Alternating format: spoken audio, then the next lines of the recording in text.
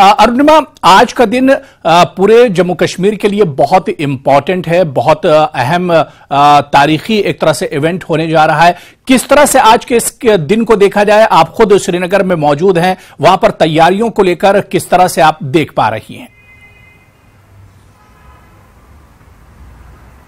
देखिए, दो चीजें साफ साफ दिख रही है। एक तो सुरक्षा के लिहाज से एडमिनिस्ट्रेशन ने कोई कसर नहीं छोड़ी है। जो पहाड़ आप मेरे पीछे देख रहे हैं, इन सारे पहाड़ी रेंजेस पर इंडियन आर्मी की डिप्लॉयमेंट हुई है ताकि हाइट से नजर रखी जा सके एसकेआईसीसी पे, जो कि मेन वेन्यू है। एसकेआईसीसी खुद डल झील के बीच में है, तीनों तरफ से पानी से घिरा हुआ है। तो नेवी के मार्कोज, जो नेवी के कमांडोज होते हैं, वो गश्त लगा रहे होंगे डल झील में। श्रीनगर की अपनी रिवर पुलिस शिकारे के जरिए लगातार आसपास नजर बनाए रखेगी। सीआरपीएफ की टुकड़ी भी पेट्रोलिंग कर रही है और एनएसजी भी। साथ ही साथ जो दूसरी चीज की जा रही है कि सिक्योरिटी इस तरह ना करो कि ऐसा लगे कि सबको अंदर बंद कर दिया गया है। ये एक शिकायत रही है कश्मीर के लोगों की कि जब जब कोई बड़ा डिग्निटरी आता है श्रीनगर या कोई बड़ा इवेंट होता है, सारे लोकल्स को बहुत परेशानी होती है। उनके 2 व्हीलर सीज कर लिए जाते हैं, उनको घरों के अंदर रहने को कहा जाता है। तो इस बार एडमिनिस्ट्रेशन खास तौर पर अश्योर करना चाहता है, खास करके बुलेवार्ड रोड पे जहां पे टूरिस्ट खचाखच भरे हुए हैं, होटल्स में आपको जगह नहीं मिलेगी,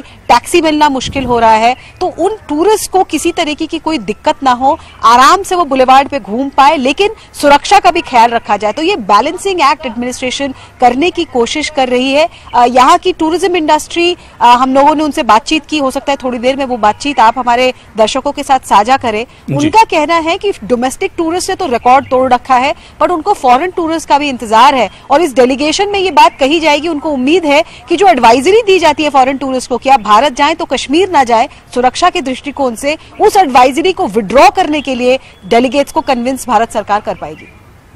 बिल्कुल अरुणिमा, जाहिर सी बात है कि एक बहुत बड़ा मौका है और खासतौर से सिक्योरिटी की हमने बात की और तैयारियों की बात की। इसके अलावा कश्मीर पूरी दुनिया का जो फोकस और पूरी दुनिया की मीडिया का फोकस एक तरह से कश्मीर पर होगा, क्योंकि G20 जो कंट्रीज हैं, जो डेलीगेशंस हैं, वो आज कश्मीर में होंगे।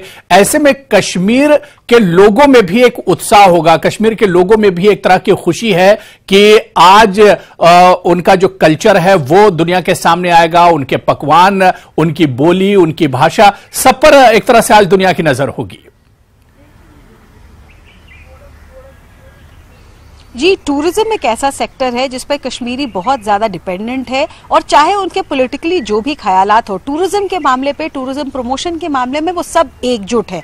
और वो पॉइंट आउट भी कर रहे हैं कि 2019 अगस्त से लेकर 2022 तक टूरिज्म सेक्टर ने कश्मीर में बहुत ही बुरा दौर देखा है। पहले जब 370 हटाया गया, उसके बाद लॉकडाउन हुआ तो टूरिस्ट से कहा गया आप छोड़ के चले जाएं। फिर कोरोना की मार 2020-21 में, 22 में डोमेस्टिक टूरिस्ट ने आना शुरू किया है। और जैसा मैंने कहा, रिकॉर्ड तोड़ डोमेस्टिक टूरिज्म 22 और 23 में हुआ है, बट फॉरेन टूरिस्ट अभी भी लौट कर नहीं आया है। अभी भी जो थोड़े बहुत फॉरेन टूरिस्ट आ रहे हैं वो मलेशिया, थाईलैंड जैसे देशों से आ रहे हैं, जबकि पहले Norway, America, European English speaking countries जो है, वहां से काफी टूरिस्ट यहाँ आते थे।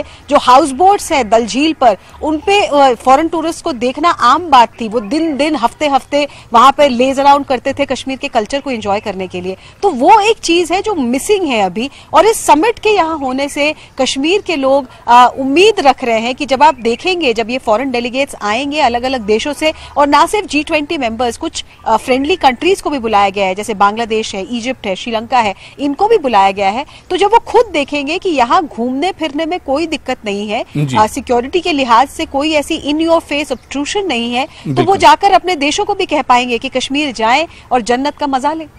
बिल्कुल। अरुणिमा, क्या कुछ जानकारी मिल पा रही है? आज जो डेलीगेट्स आएंगे, जो बैठक होने वाली है, क्या कुछ शेड्यूल इनका आज रहेगा?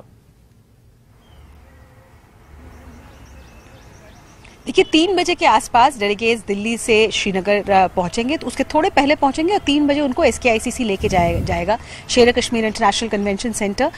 वहां मतलब पहले उनका स्वागत किया जाएगा। मंत्री भी मौजूद होंगे, होस्ट मंत्री जो जम्मू एंड कश्मीर से ही है, डॉक्टर जितेंद्र सिंह वहां मौजूद होंगे। टूरिज्म सेक्रेटरी यहाँ है, फॉरेन सेक्रेटरी यहाँ है।